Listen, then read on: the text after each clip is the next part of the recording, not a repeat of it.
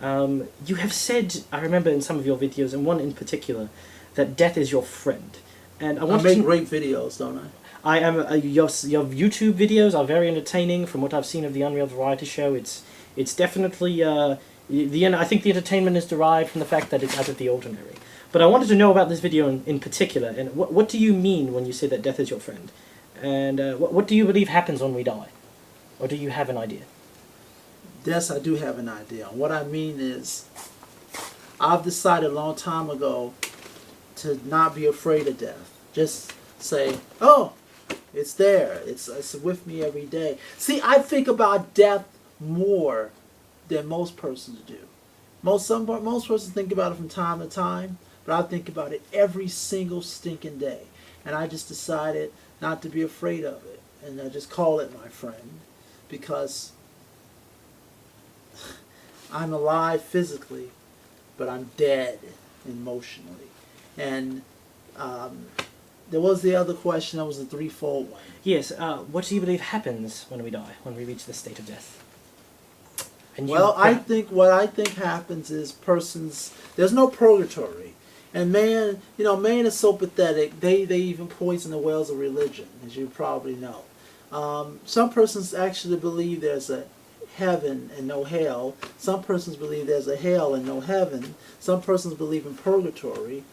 You know what purgatory is? Yes, a state of limbo, as it were. Right. Yes. So there is no purgatory. The truth is, this is what I think, and what I think to be a fact. Not just my opinion, but I think it to be true. Yes. In and of itself, yes.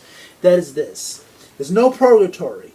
When you die, I don't know. I think actually that it's immediate.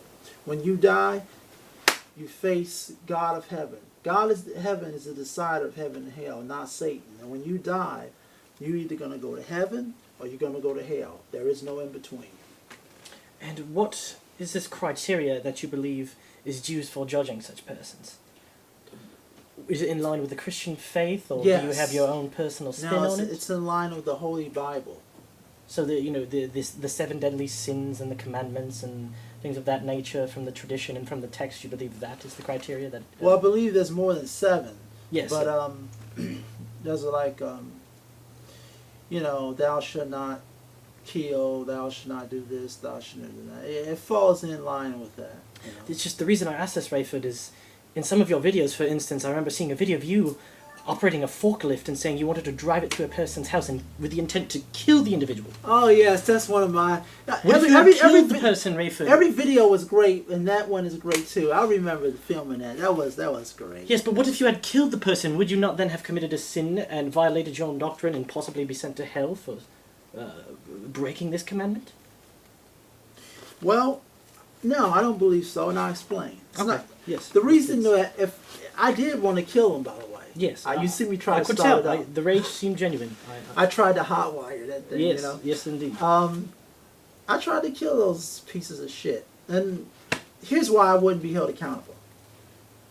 God approves of some murders. If you read, let me ask you this: have you read the King James Holy Bible? I have not read the Bible in its entirety. Have you read portions of it? Yes. Okay. You recall stories about God helping certain kings kill their enemies? Yes, absolutely. Yes. Okay. God obviously justified that. That proves that God will have justification for some murders. And so you believe that God, in essence, is on your side? Exactly. And God will understand why I killed them, and I would not be going to the lake of fire or hell. It's called Hades, hell. It means the same damn thing. But I won't be going to any of them places. I won't be going to hell because God understands why I would have killed them. And what is this reason in particular? I do not believe it was mentioned in the video other than they were pieces of shit, as you have said. Yeah. What is this reason that God would draw a kind of exception for? Because God knows my struggles. God understands my trials in this lousy life. God understands what I have to go against. So therefore God has sympathy. Also, the persons that I'm against, they don't believe in God. I do. So that right there guarantees me indemnity, or it guarantees me as an indemnity against You're slaying going the to hell. infidels. You've told me you were a man, and then you were great, and then you were a great legend.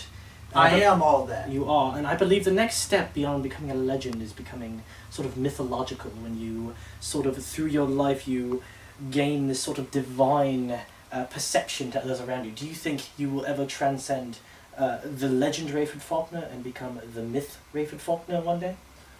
Yes, and that's when yes, it's already happened, and it'll be even more so when I'm dead. Hundreds of years after my death, persons will talk about it, and see my videos, and read about me, the great one, the legend Rayford Faulkner. So you'll be the myth, the legend Rayford Faulkner. At that point in time, yes. All right. That's all the questions I have for this evening. Thank you for conducting this interview with me, Rayford. It was your pleasure. Yes, it was indeed. All right.